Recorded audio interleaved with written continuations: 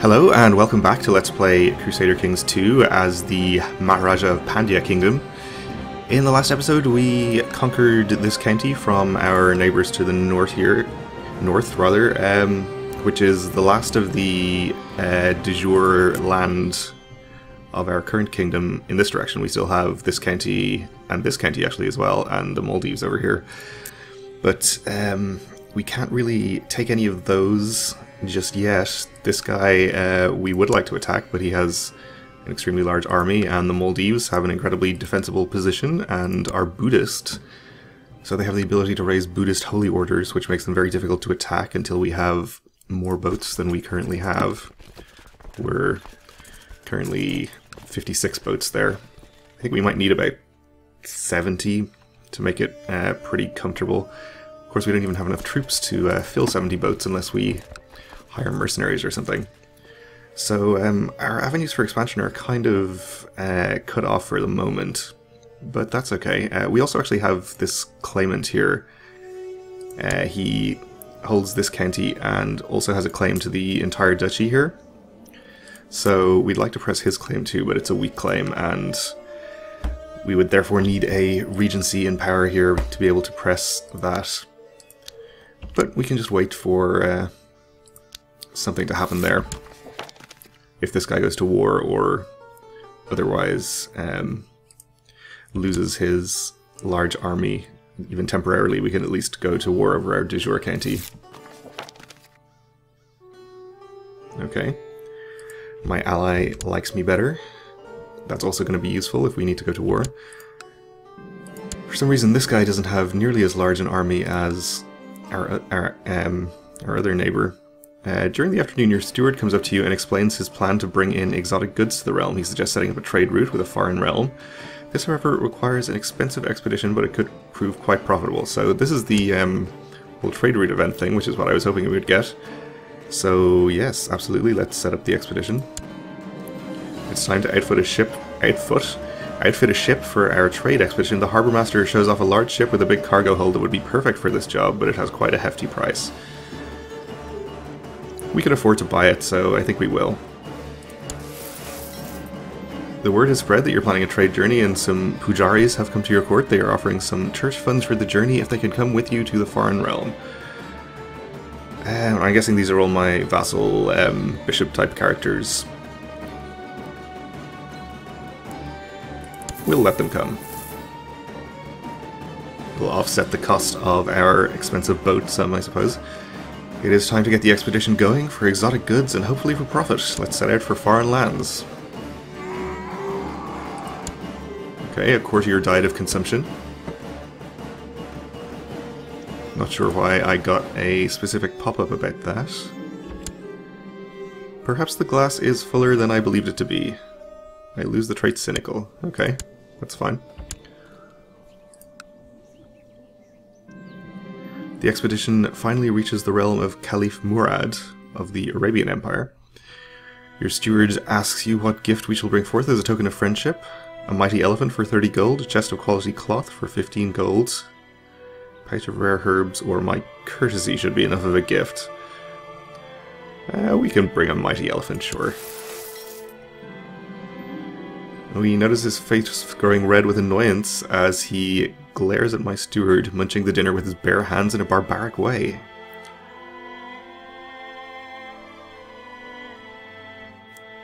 Let's throw our steward under the bus and blame him for it. You walk idly around the court when you hear a discussion increasing in intensity around the corner. Turning the corner, you're surprised to see one of the pujaris from your expedition engaged in a wild theological debate with a local noble. This could endanger the whole venture. So we can annoy all of them, or we can possibly gain zealous and annoy the Caliph. Well, I think we should really be trying to keep on his good side, so let's annoy them instead. As you spend more and more time discussing with Caliph Murad, you realize that you have a lot more in common than mere business. Okay, so we become friends. You receive a visitor, an emissary from the famous university at Nalanda.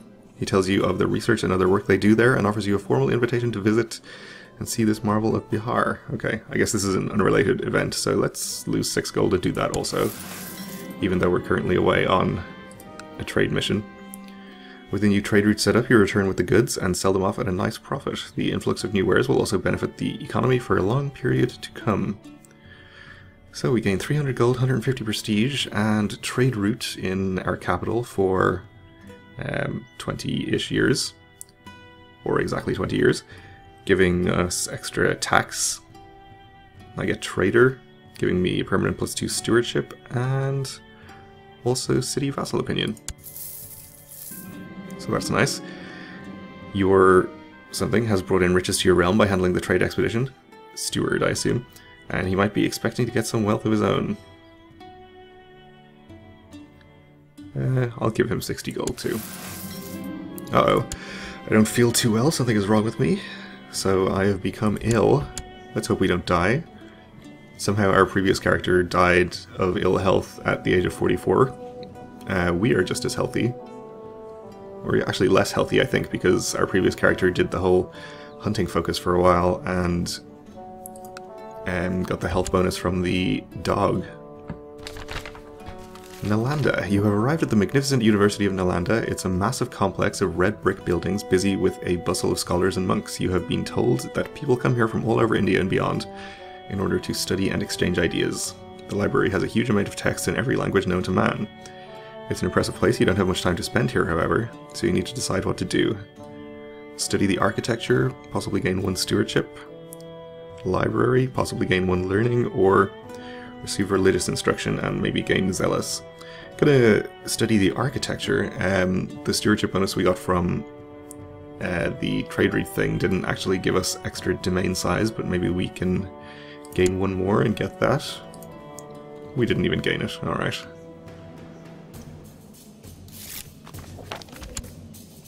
And you have converted that county. Good. I guess. Let's try and convert another one.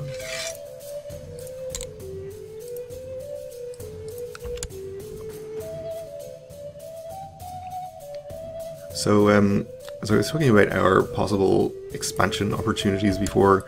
We also have a possibility of expanding into Sri Lanka here, which we would like to do.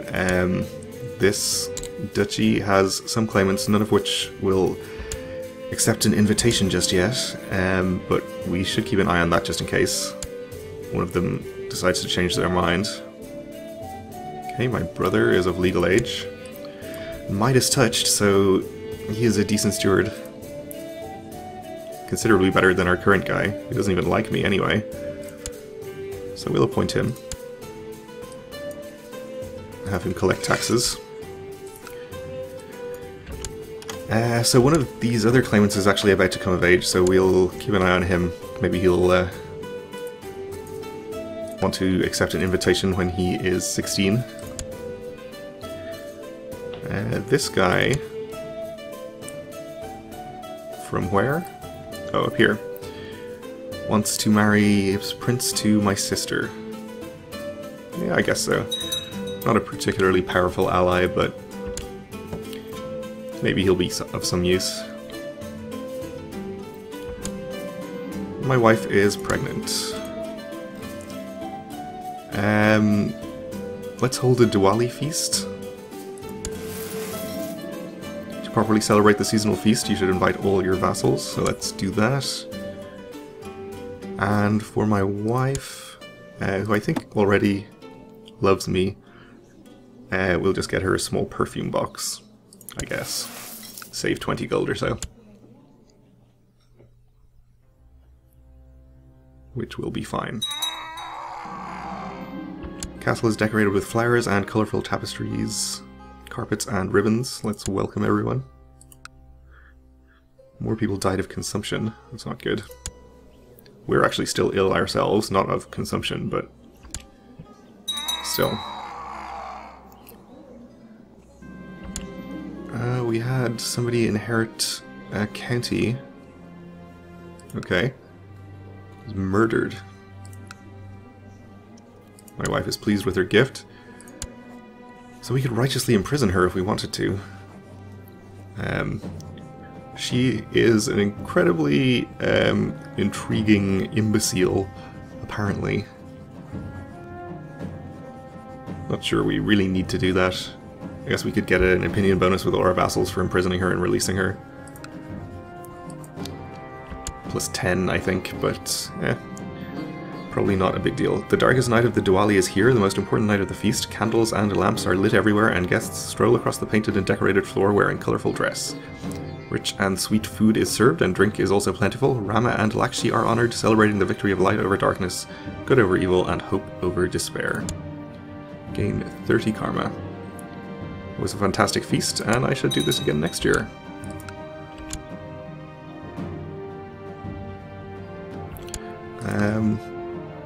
I think it was actually August of this year. The climate of this duchy is going to be 16, so we'll check back then. Okay, the Maharaja is quite pleased with me. We'll leave him there until he's at 100, though.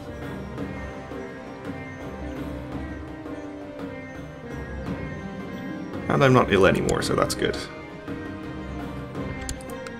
Why don't we spend some of our gold on upgrades to our castles? Build a castle town. Actually, I think we can build a shipyard here in this new castle that we built. It's probably a better idea. And we can upgrade this shipyard.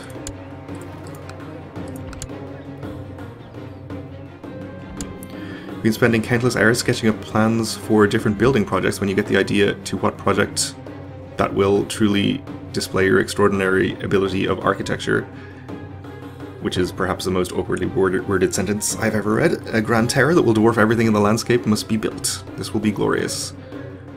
Yeah, let's do this. I never got this event the last time we had business focus. I'm assuming that's what this is related to. So let's see what happens. The tower construction will need a mason to work the stone for both beauty and strength. The question is whom you should hire for this delicate work. Ooh, okay, so we spend a lot of gold on this. In fact, going negative. But, yeah, let's do it. And let's check out the courtier that just appeared as well. I think it was this guy. Pretty decent character. Okay. The word has spread around the realm about your prestigious building project. Most people seem to be impressed with the scale of the planned tower, while others deem it an impossible task. Okay, so mayor is like us.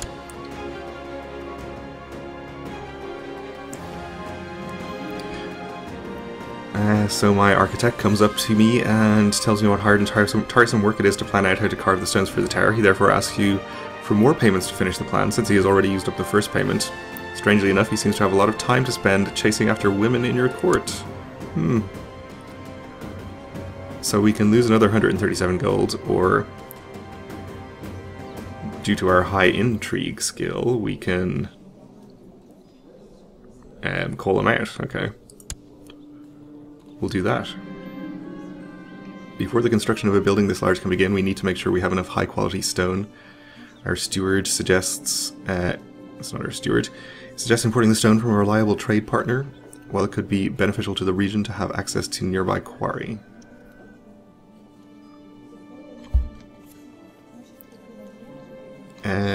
So we can get extra local build time and build cost reductions for almost 100 years? Well, for 80 years.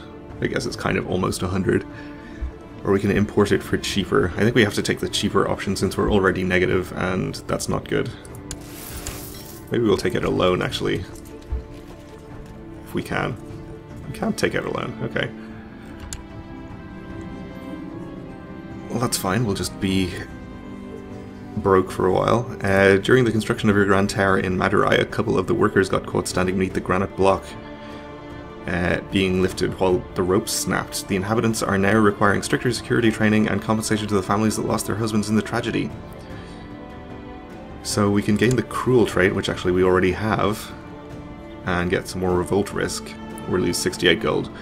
I'm going to take this one because it's cheaper, and also we can say it's the good role-playing option. Since we're already cruel, we don't care about what happens to our workers. Alright, we had a son with an extremely long name. He's strong though, so that's really good, especially since he's our heir. I think this is going to be the third strong character in a row, which is very nice. Shame he wasn't also quick, but we can't have everything, I suppose. A new spy master. The Queen Mother is going to be a good choice for that, probably. Send her over to Damascus, which I guess we actually can't do for some reason. Okay. Oh, because I picked the wrong thing. Okay. That makes sense. So at 11 gold a month, it is going to take us a while to work our way out of this debt we're in. A group of craftsmen has come to your court and shown of their work. It is fine goods that you see that could surely have a demand within the realm. Who wrote these events? They're terrible. They have come to you to ask for some capital to start up a workshop since they lack the funds to do it themselves. Is sound investment. We lose 50 gold and just set up a workshop. I really want to do this, but I don't know if I should go even further into debt.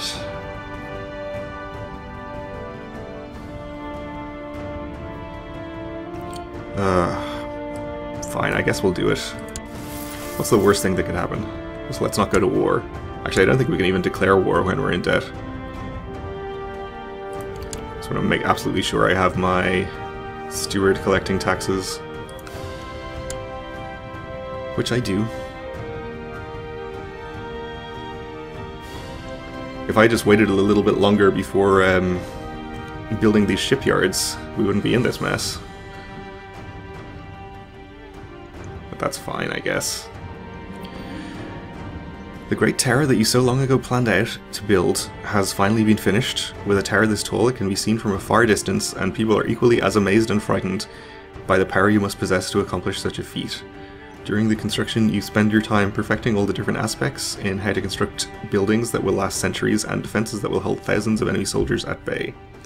I consider myself a professional, gaining 100 prestige. I gain the trait Architect, giving me extra martial and stewardship, which is very nice. I lose Trader, though. So, in fact, I don't gain any extra stewardship. That's okay. Or I can gain 250 prestige and Great Tower forever, giving me extra monthly prestige and general opinion, which is the same as this. So I'm not really sure what the difference is, except that we gain... Oh, I guess we gain 1 martial from this one. Well, yeah. I guess that's worth 150 less prestige. Sure. So we are an architect. Great. Why don't we change our focus then, since I guess that's the sort of ultimate culmination of this business focus, probably, or maybe just one possible ultimate culmination. We haven't had seduction yet. I don't think we've done theology yet, either. We've done family and carousing previously, also war and hunting. Or we could go with rulership, which would probably increase my domain size and might have a chance to give me another permanent stewardship bonus.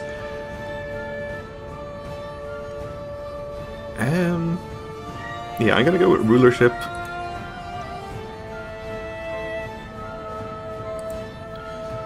Because I would really like to get up to... Oh, we still didn't even do it. Would have liked to get up to 8 domain limit. Since we are in a budget deficit and making extra money would be good. Of course, our stewardship should actually be helping with our income anyway. Yeah. Would be better if our domain wasn't oversized, but I was really hoping and expecting that we could get higher stewardship at some point. Oh well. Okay, we get extra levy reinforcements. And one of our shipyards is finished. So we're up to 66 possible boats. Okay, and now the Maharaja is extremely happy with me. So that is good. We can move our Chancellor then, I suppose, maybe to improve opinion with some of our vassals.